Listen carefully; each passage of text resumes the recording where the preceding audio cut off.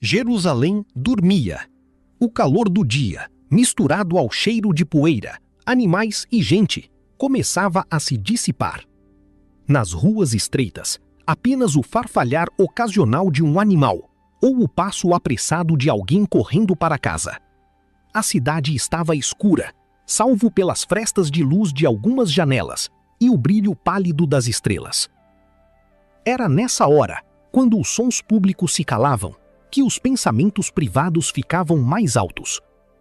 Para um homem como Nicodemos, a noite era um alívio.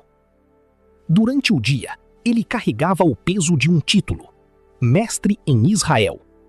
As vestes largas e limpas, a barba cuidadosamente aparada, o respeito imediato que seu nome causava no sinédrio.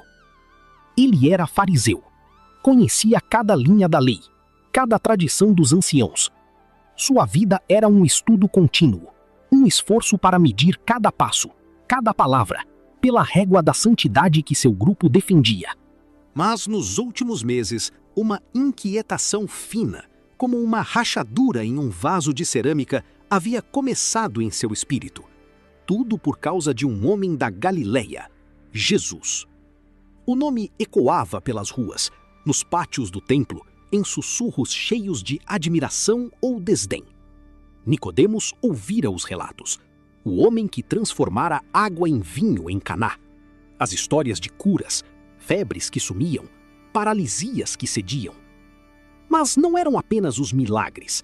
Era a maneira como ele falava, com uma autoridade que não vinha de citações de outros rabinos, mas que parecia brotar de dentro dele mesmo.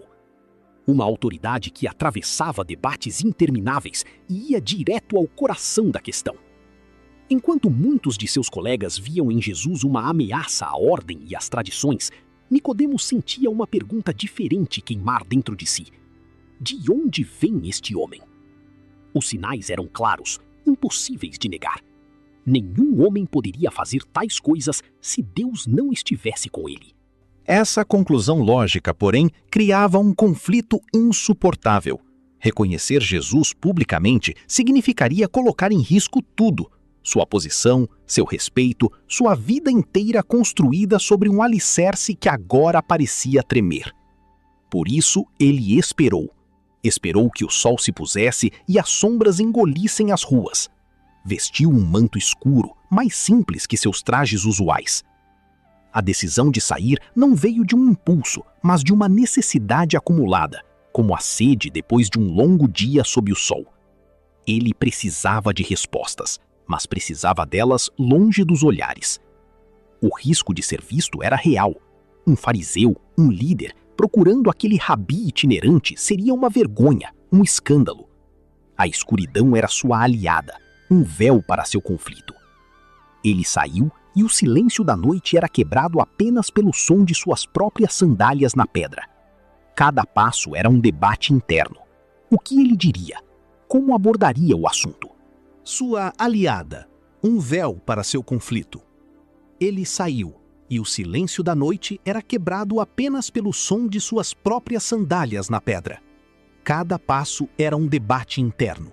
O que ele diria? Como abordaria o assunto? Mestre, sabemos que vieste da parte de Deus. Essa seria sua abertura, um reconhecimento cauteloso, mas verdadeiro. A jornada não era longa, mas cada minuto parecia uma hora. Ele passava por casas onde famílias dormiam, por lojas fechadas, pela sombra do grande templo. Tudo aquilo que representava segurança e identidade para ele agora parecia distante, como um cenário. A cidade adormecida guardava seu segredo. Enquanto caminhava, talvez você já tenha sentido algo parecido.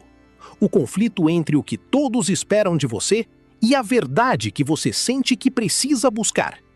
É nessas horas de dúvida silenciosa que as grandes viagens começam. Finalmente, ele avistou o lugar. Uma casa simples. Uma luz bruxuleante vazava por uma janela. Lá dentro estava o homem que perturbava sua paz e ao mesmo tempo era sua única esperança de encontrá-la. Nicodemos parou por um instante. Respirou fundo. O ar noturno era frio. Ajustou o manto, não por vaidade, mas como um gesto nervoso. Então, moveu-se em direção à porta.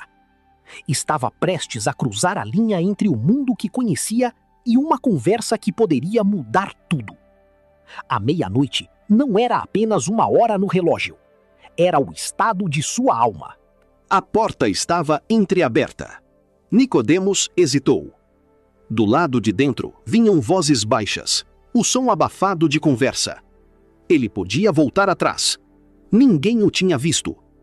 Podia retornar para sua casa, para sua cama, para sua vida de certezas controladas. Mas os pés pareciam pregados no chão. A pergunta que o trouxera até ali era mais pesada do que o medo. Ele bateu levemente. As vozes pararam. Passos se aproximaram. Quando a porta se abriu, não foi Jesus quem apareceu, mas provavelmente um de seus discípulos. O homem olhou para a figura encapuzada na escuridão. Nicodemos não disse seu nome. Murmurou algo sobre querer falar com o rabi. Havia um constrangimento no ar. A formalidade de um homem importante reduzida a um visitante anônimo na calada da noite. Foi conduzido para dentro. A sala era pequena, iluminada por uma ou duas lamparinas de óleo que projetavam sombras dançantes nas paredes de pedra judaica. E então ele ouviu. Jesus estava sentado, talvez descansando após um longo dia. Não havia aura visível, nada que o distinguisse fisicamente de qualquer outro homem judeu da época. Mas seus olhos, quando se encontraram com os de Nicodemos, pareciam diferentes. Eram olhos que viam, não apenas olhavam. Viam a roupa fina sob o manto, a postura de mestre, o nervosismo contido. Viam principalmente a inquietação que o trouxera até ali. Nicodemos engoliu seco. A boca estava árida. Cumpriu a formalidade inicial, a saudação respeitosa. Então soltou as palavras que havia ensaiado durante toda a caminhada. Rabi, sabemos que és mestre vindo da parte de Deus, porque ninguém pode fazer estes sinais que tu fazes se Deus não estiver com ele. Ficou em silêncio depois disso. A frase era um cálculo cuidadoso. Elogio, investigação, reconhecimento e demanda por explicação. Nós sabemos. Ele se incluía, mas também se escondia atrás de um grupo anônimo. Era seguro, era político, era a linguagem que dominava perfeitamente. Jesus não respondeu ao elogio. Não agradeceu pelo reconhecimento. Seus olhos permaneceram fixos em Nicodemos, como se a cortesia formal fosse apenas um véu frágil. Quando falou, sua voz era calma, mas as palavras foram como uma pedra lançada nas águas tranquilas de um entendimento religioso de décadas. Em verdade te digo, se alguém não nascer de novo, não pode ver o reino de Deus. O ar pareceu sair da sala. Nicodemos ficou paralisado. Ele esperava uma discussão sobre sinais, uma explicação sobre autoridade, talvez um debate teológico. Em vez disso, Jesus foi direto ao ponto de chegada, o reino de Deus. Ver esse reino era a meta de toda uma vida de observância, mas a condição era nascer de novo. A mente de Nicodemos, treinada na lógica e na lei escrita, deu um nó. Nascer de novo? Ele olhou para as próprias mãos envelhecidas, sentiu o peso dos anos nos ossos. Como poderia um homem voltar ao ventre de sua mãe? Todo o seu conhecimento, sua posição, sua observância meticulosa da lei, nada daquilo parecia importar naquela frase. Era como se Jesus dissesse que a estrada na qual ele caminhara a vida inteira não levava ao destino que pensava. Ele balbuciou. Como pode um homem nascer sendo velho? Pode, porventura, voltar ao ventre de sua mãe e nascer segunda vez? A pergunta era literal, quase infantil em sua simplicidade. Revelava o abismo entre a maneira como ele pensava e a realidade que Jesus apresentava.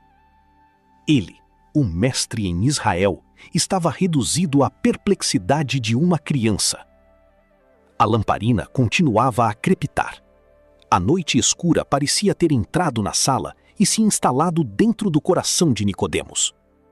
A luz estava diante dele, mas ele ainda não conseguia compreender seu brilho. Se essa história falou ao seu coração, deixe seu like e se inscreva no canal para continuarmos trazendo mensagens que transformam vidas. Ative o sininho para não perder os próximos vídeos e compartilhe este conteúdo com alguém que precisa ouvir essa palavra hoje. Muito obrigado por assistir até o final. Que Deus abençoe sua vida e sua família.